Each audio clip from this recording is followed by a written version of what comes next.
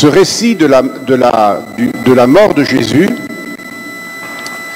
permet à l'Église de pouvoir nommer cette fête qui n'existait pas au début de l'Église, mais que le Concile Vatican II a mise en valeur, qui est d'honorer la maternité de l'Église et la maternité de Marie, et de mesurer l'une par l'autre. C'est-à-dire que Marie a enfanté le Christ dans son corps, dans sa chair, elle l'a comme réenfanté dans les douleurs du glaive qui a transpercé son cœur au Vendredi Saint, et elle nous le donne, ce même Jésus, dans le mystère de l'enfantement ecclésial, c'est-à-dire que quand il y a des enfants de Dieu qui se font baptiser, qui entrent dans la vie sacramentelle, ils deviennent les enfants de l'Église, comme si l'Église était une mère, parce que l'Église est une mère. Et on va mettre en parallèle deux réalités dans ce texte qui nous permettent de comprendre ce lien entre le dimanche de Pentecôte et le lundi de Pentecôte. D'abord, on va nous dire « Fils, voici ta mère, mère, voici ton fils ». C'est-à-dire que Jésus lui-même confie sa mère à un disciple qu'il aime, le disciple que Jésus aime. C'est-à-dire, s'il n'a pas de nom, c'est que c'est destiné à être chacun de nous, ce disciple, homme ou femme, enfant ou adulte. Nous sommes le disciple que Jésus aime, à qui Jésus donne sa mère. Et donc, c'est pour cela que chaque enfant de l'Église, tout comme l'Église, a le droit et même le devoir spirituel de recevoir la maternité de Marie par cette réalité-là, par cette phrase-là, qui est l'une des dernières que Jésus ait prononcée avant sa mort sur la terre. Il y a une deuxième allusion qui est faite dans ce récit, c'est que Jésus, évidemment, comme le dit saint Jean, au moment où il meurt, il remet l'esprit.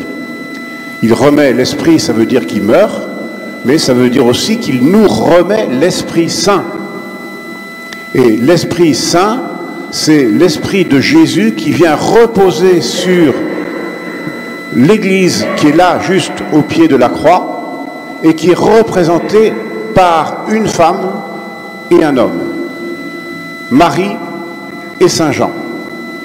Et donc, Marie et Saint Jean sont un peu comme une figure nouvelle, une figure renouvelée de ce qui s'est passé au pied d'un arbre qui s'appelait l'arbre de la connaissance du bien et du mal, où il y avait eu une désunion, un péché, une sortie de l'union et de la communion entre l'homme et la femme et Dieu, comme on l'a lu dans le premier récit de la Genèse. Et que, en face de cela, à l'autre bout de la révélation, une femme, Marie, vient représenter en son corps, en sa foi, en sa confiance en Dieu et en son espérance, elle vient représenter le miroir opposé de Ève. Parce que là où Ève avait menti à Dieu, là, Marie est en train de nouer une relation d'alliance. Quand Jésus remet l'Esprit, Saint Jean est l'évangéliste parmi les quatre qui nous dit que de son cœur transpercé par la lance jaillissent de l'eau et du sang. Il s'agit évidemment de l'eau physique et de le sang physique du corps physique de Jésus. Comme nous savons que cet homme est en même temps Dieu, ce sang et cette eau qui jaillissent du cœur de Jésus sont beaucoup plus que le sang et l'eau physique. C'est une eau métaphysique et un sang métaphysique. C'est un eau spirituelle que nous appelons l'eau baptismale et c'est un sang spirituel que nous appelons le sang du Christ. Et donc, cette réalité, c'est la réalité sacramentelle. Et nous sommes chacun enfantés à cette vie dans l'Église et cette vie de l'Église chaque fois que nous recevons cette vie sacramentelle qui est à la fois le prolongement et l'actualisation de cet unique don que Dieu a fait de son Fils le jour du Vendredi Saint. C'est le seul sacrifice qui est rédempteur. Mais pour pouvoir communier à ce sacrifice, on a besoin de l'actualisation de ce sacrifice qui se trouve dans la réception de la vie sacramentelle.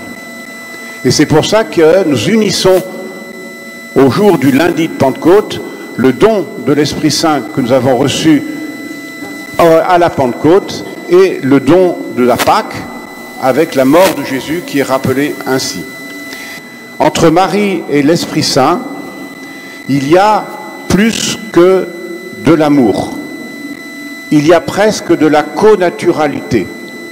C'est-à-dire que ce que l'Esprit Saint est au ciel, c'est presque ce que Marie est sur terre. L'Esprit Saint, c'est celui qui nous fait parler correctement de Dieu, parce que sans lui, on ne peut pas dire que Dieu est Père. Et Marie, c'est aussi celle qui nous enseigne qui est vraiment Jésus, son Fils. Et donc, entre la personne incarnée de Marie et le don de l'Esprit Saint, il y a évidemment une différence, car l'Esprit Saint n'est pas incarné, et Marie n'est pas l'Esprit Saint. Mais il y a une connaturalité qui nous permet de comprendre l'effacement nécessaire, l'effacement spirituel qu'il y a dans l'amour que nous avons pour la Sainte Vierge. Parce que Marie, elle ne parle pas d'elle-même, elle nous fait parler de Jésus. Comme l'Esprit Saint, on peut le prier, mais c'est lui qui nous indique qui est Jésus et qui est le Père. Et donc dans cette humilité, dans cet effacement de l'Esprit et de Marie, il y a quelque chose de connaturel. Ensuite, il y a un deuxième rapprochement qu'on peut faire entre Marie et le Saint-Esprit. C'est que le Saint-Esprit, c'est aussi celui qui est l'éducateur de notre foi. Sans l'Esprit Saint qui repose sur l'Église, on peut dire n'importe quoi et son contraire sur Jésus, sur Dieu, sur toutes les réalités mystériques. Parce que l'homme est fait comme ça, qu'il a besoin toujours d'imaginer des choses. Et que la fidélité à l'Église et la fidélité à l'Esprit Saint, c'est une seule et même réalité. Nous n'inventons pas notre foi. Nous la recevons de notre mère, l'Église, qui est éducatrice de notre foi et qui nous permet, comme elle a éduqué Jésus, de nous faire grandir en taille et en sagesse devant les hommes et devant Dieu. Et Marie est aussi celle qui est éducatrice, et c'est pour ça que Saint Paul VI nous la donne et nous la donnera comme mère de l'Église. Et enfin, la troisième mission qui nous fait se rapprocher, spirituellement au moins, de Marie et du Saint-Esprit, c'est l'œuvre d'évangélisation. Sans l'Esprit Saint, nous faisons du bourrage de crâne. Avec l'Esprit Saint, nous annonçons humblement la vérité du Seigneur. L'évangélisation, c'est l'œuvre de l'humilité de l'Esprit Saint et de notre docilité à l'Esprit. On ne veut pas convaincre, on veut laisser l'Esprit Saint convertir. Et ça, c'est bien différent comme attitude.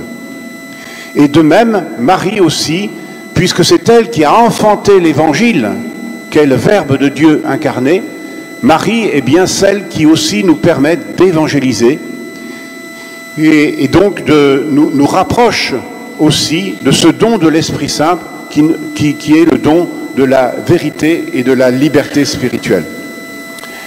Et enfin, un dernier rapprochement,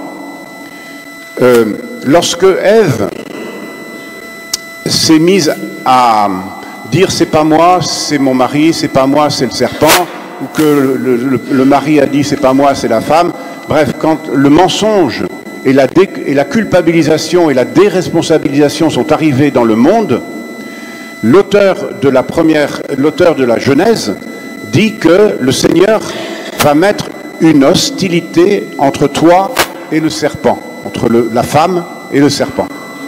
Et en fait, le bon mot, c'est pas juste hostilité. Le bon mot, c'est incompatibilité. C'est-à-dire que dès qu'il y a la femme au sens marial du terme, le mal ne peut plus être là. Le mal est Maël. Il n'y a plus de mal, parce que Marie et le mal sont incompatibles, comme l'Esprit Saint et l'Esprit malsain sont incompatibles.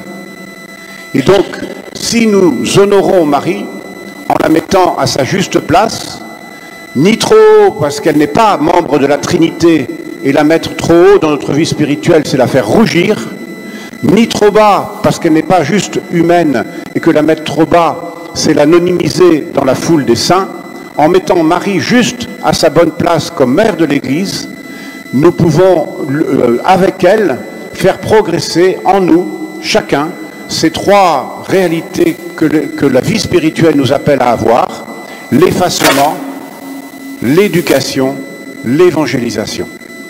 Et il se trouve, et je termine par là, que le Saint-Père, qui nous fait travailler les questions du synode, a convoqué un deuxième synode avant de convoquer un troisième synode en 2024, et le synode de 2023, qui va avoir lieu en octobre prochain, il porte 3 sous-titres pour une Église synodale: communion, participation, mission. Communion, participation, mission. C'est comme si on retrouvait effacement, éducation, évangélisation. Et bien que cet amour de Marie, cet amour de l'Église, crée en nous l'espace pour pouvoir non seulement progresser individuellement dans notre vie spirituelle, mais permettre à cette Église qui nous a fait tant souffrir et qui a tant fait souffrir aussi de victimes, de ne pas se regarder simplement à l'image terrestre, mais à l'image de celle qui est toute sainte et immaculée, pour que nous puissions, dans la réalité